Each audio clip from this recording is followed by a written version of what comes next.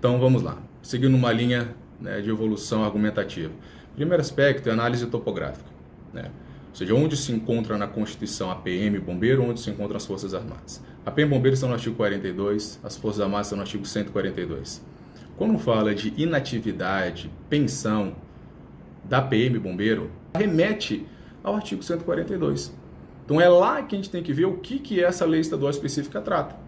E aí, quando a gente vai lá no 142 das Forças Armadas, fala direitos, remuneração, inatividade, pensão. Ou seja, apesar de remeter para uma lei estadual, a Constituição ela não disse lei estadual disporá sobre inatividade, pensão, direitos. Ela fala lei estadual disporá sobre o que consta no artigo 142, parágrafo 3º, inciso 10. Ou seja, a própria Constituição, falando da lei estadual, fez uma referência ao artigo das Forças Armadas. O que isso nos diz claramente? Que apesar de ser uma lei local, ela deve observar o que está disposto para as Forças Armadas, o contrário não faria nenhum sentido essa referência topográfica ao artigo das Forças Armadas, que é mais um atrelamento que tem entre os militares estaduais e os militares federais. Garantia dos militares. O sistema de proteção social dos militares, que abarca inclusive as regras de inatividade e pensão, ele é uma garantia dos militares diante de toda uma série de vedações que a Constituição impõe à categoria militar. E seria incabível dizer que os militares estaduais só possuem as vedações dos militares das Forças Armadas, não possuem as garantias. Então o sistema de proteção social é uma garantia do militar.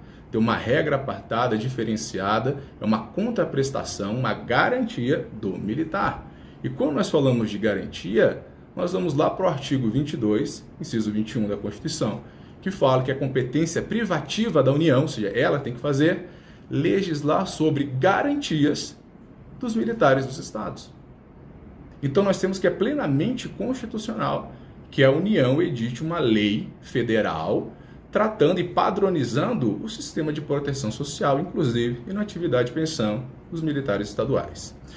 Jurisprudência do Supremo. Várias ações, eu vou colocar na descrição do vídeo, chegaram ao Supremo em que questionavam questões de remuneração e regras de inatividade de militares dos estados. E o que o Supremo fez? Apesar de não declarar inconstitucional, ele falou, olha, eu não vou declarar inconstitucional porque essa lei do Estado que trata sobre essa regra de inatividade não fere a Constituição, ela fere uma lei federal. Que lei federal? A lei federal das Forças Armadas, que trata a organização das regras de inatividade das Forças Armadas. Falou, então, o foro competente para declarar essa lei estadual ilegal, por ferir uma outra lei federal, é o STJ. Foi nesse sentido que o Supremo se manifestou. E fez essa referência, reconheceu esse atrelamento das legislações, mesmo sendo regra de organização de inatividade dos militares estaduais. Então fez essa referência à simetria com a lei das Forças Armadas, tem jurisprudência no Supremo nesse sentido. Em paralelo a isso, na Câmara dos Deputados, o órgão que cuida de constitucionalidade, juridicidade, é a Comissão de Constituição e Justiça. E quando a PEC 6 de 2019, PEC da Reforma da Previdência, passou por lá, e ela prevê, inclusive, algumas amarras aos estados, tratando até sobre a alíquota de servidores, falando aqui dos civis, o debate de constitucionalidade disso ocorreu. Ou seja, não estaria a União, ao falar de alíquota para os estados, impor essa limitação, ferindo a autonomia, né, do próprio ente federado, do Estado, o Pacto Federativo, não estaria ferindo? E o entendimento do órgão responsável pelo controle de constitucionalidade foi que não estaria ferindo. Por quê? A Previdência, e aqui falando dos civis, militar não tem Previdência, só fazendo um paralelo, a Previdência é competência, as normas gerais é da União, competência concorrente. O Estado trata sobre normas específicas. Então, se eu tenho que na Previdência, a União pode impor limitações para o Estado, até mesmo sobre alíquotas, porque a norma geral é dela, e assim se manifestou o órgão responsável por constitucionalidade da Câmara, texto aprovado, por que, com relação aos militares, em que no 22 e 21 nós temos também que a norma geral de garantias também é da União, eu não poderia ter a regra de inatividade padronizada? Estamos falando nos dois casos de normas gerais. E isso não fere o Pacto Federativo.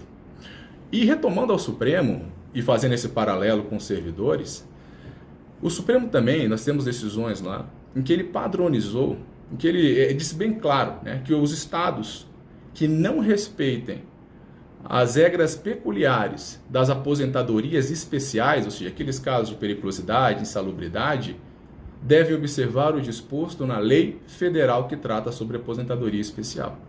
Isso se deu porque determinado servidor, quando ele aposentou, não estava recebendo 100% da remuneração. Esse questionamento subiu até o Supremo e o Supremo falou: observe a lei federal que trata de aposentadoria especial. E determinou que o Estado pagasse 100% da remuneração. Eu pergunto, essa decisão do Supremo fere o Pacto Federativo? Fere a autonomia dos Estados? Não implica gasto para os Estados?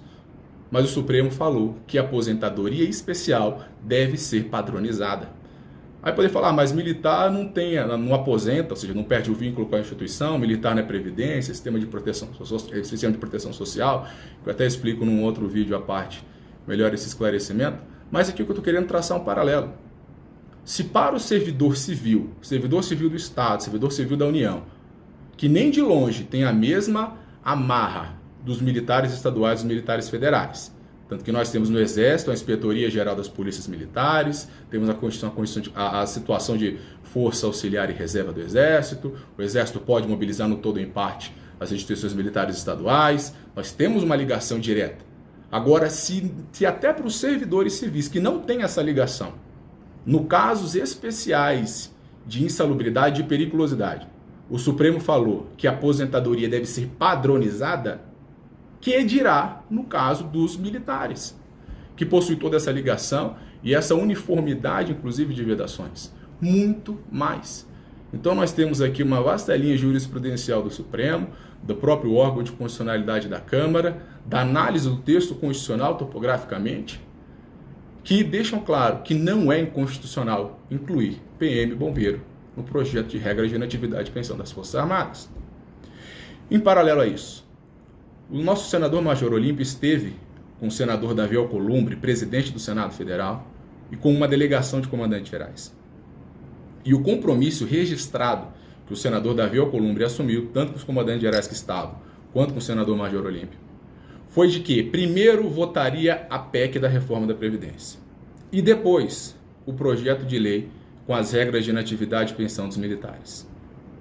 O que isso nos diz? Essa afirmação do senador Davi Alcolumbre nos traz uma segurança jurídica ainda maior.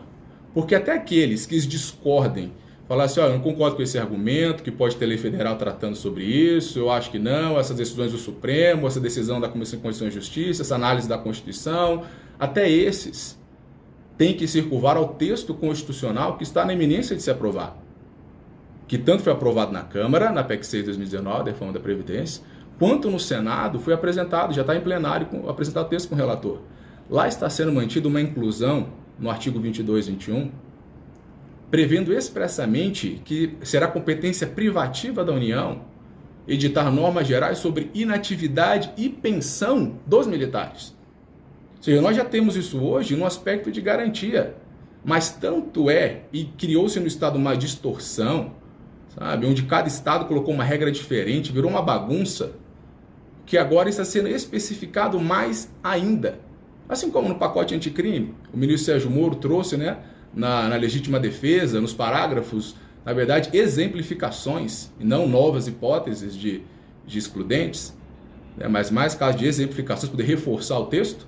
Essa inclusão no artigo 22 e 21 é um reforço. Poder falar, competência privativa da União, padronizar as regras de inatividade e pensão. Ou seja, quando que o militar vai para a reserva, o que ele tem de direito, quais são as condições, a União vai padronizar isso no Brasil inteiro. Isso está no texto constitucional. Então, até quem alega que hoje não seria, com a promulgação da PEC, que está na iminência de acontecer, isso vai estar padronizado. Então, qual que é o risco de o Supremo pode derrubar? Além de contrariar outras decisões que eu já citei aqui, o texto constitucional já vai estar ainda mais reforçado nesse sentido. Então, não há que se falar em insegurança jurídica, inconstitucionalidade, colocar os militares agora na comissão especial na Câmara dos Deputados. Com relação ao mérito, o IPEA, ele publicou um estudo, que eu também vou colocar aqui na descrição, falando que até a arrecadação do Estado melhora se aplicar a regra do sistema de proteção social dos militares federais para os militares estaduais. E alguns poderiam questionar como que isso se dá. Um exemplo é que em vários estados os pensionistas não contribuem. E é um grande negócio, inclusive para as nossas viúvas, que tem essa previsão, inclusive dela contribuir. Porque é melhor que a pensionista contribua com pouco, mas tenha a totalidade da remuneração do marido que veio a falecer, do que a pensionista não contribuir e acontecer como tem em vários estados no Brasil. Vai receber 30% por 2 anos, 40% por 5 anos, toda uma análise, todo um cálculo, ela vai ter uma garantia de que ela contribui sim, mas ela vai ter a totalidade da remuneração do militar que veio a falecer. Então uma segurança maior para ela. Então nós temos que o diálogo e o próprio estudo sobre a matéria supera até esse preconceito e algumas amarras que a gente vê acontecendo. Outro argumento, que inclusive nós ouvimos de técnicos do Ministério da Defesa, é que poderia haver uma impertinência temática. Com todo respeito, esse argumento ele é até complicado de querer sustentar em um debate sério. Porque a própria PEC da Reforma da Previdência, que veio do Executivo, da Presidência da República, ela previa que até que venha uma lei federal padronizando as regras de inatividade e pensão, seria aplicada na totalidade a lei das Forças Armadas. Então, se o texto que veio do Executivo já mandava aplicar na PEC a lei das Forças Armadas para PM para o bombeiro, e depois esse artigo foi retirado no decorrer da tramitação aqui, mas passou que é competência da União editar normas gerais de inatividade e pensão. Apenas essa aplicação temporária, essa regra de transição, que mandava aplicar de imediato a lei das Forças Armadas, ela foi retirada. Mas nós temos que a União vai editar. Então, se o próprio Executivo Federal já viu essa ligação dos militares estaduais com militares federais e reiterou mandando aplicar a lei das Forças Armadas, mesmo que temporariamente, como que eu falo que não tem pertinência temática, ou seja, os militares estaduais, essas regras não se casam com os militares federais, não dá para incluir agora nesse momento? Isso contraria o que o próprio ato que o Executivo fez, isso contraria sinceramente o próprio texto constitucional hoje, com todas as ligações que tem entre os militares. A própria PEC, ela trata todas as terminologias, trata dos militares estaduais, militares federais, são as mesmas terminologias. Então, alegar impertinência temática é um argumento que realmente não prospera. E outro argumento que a gente acaba ouvindo aqui é, não, eu apoio os militares estaduais, mas apoio em um projeto de lei à parte. Sinceramente, falar isso é a mesma coisa de falar assim, olha, eu te apoio, mas não me traga os seus problemas. Se alguém diz te apoio, mas não me traga os seus problemas, essa pessoa não te apoia. E tem mais, os próprios governadores, alguns que se insurgiram contra esse texto constitucional que está na iminência de ser aprovado agora no Senado, né? A gente tem uma lei federal padronizando para PM bombeiro a regra de inatividade e pensão. Alguns governadores que se insurgiram contra isso já estão voltando atrás. O governador do Rio Grande do Sul gravou um vídeo falando, olha, vamos só ver então a amplitude, né, como vai ser o alcance. O governador Witzel, que, poxa, no evento em São Paulo da FENEM, teve uma participação excelente. Ele encontrou inclusive com outros militares da FENEM no aeroporto em Brasília, antes de ontem, e reafirmou esse compromisso de lutar e de defender essa previsão constitucional. Então nós temos que os próprios governadores que assinaram essa carta, que era um item da carta contra essa previsão constitucional, já estão esclarecendo melhor seu posicionamento, falando que não era isso. Então é possível vencer esse diálogo, é possível padronizar as regras de inatividade e pensão, tem pertinência constitucional, tem pertinência temática, e até essas barreiras de oposição que tem, com o diálogo nós estamos conseguindo superar. Então nós vemos que não tem motivo para que os militares estaduais deixem de ser incluídos no projeto de lei 1645 de 2019. Por enquanto, a bancada militar apresentou a emenda de número 9, que traz essa inclusão. E o que nós reiteramos, né, com a nossa família militar é que entre em contato com o parlamentar do seu estado e peça que ele apoie a emenda de número 9, apresentada pela bancada militar, com apoiamento inclusive de outros deputados civis que compõem a comissão especial que está estudando o tema. Muito obrigado.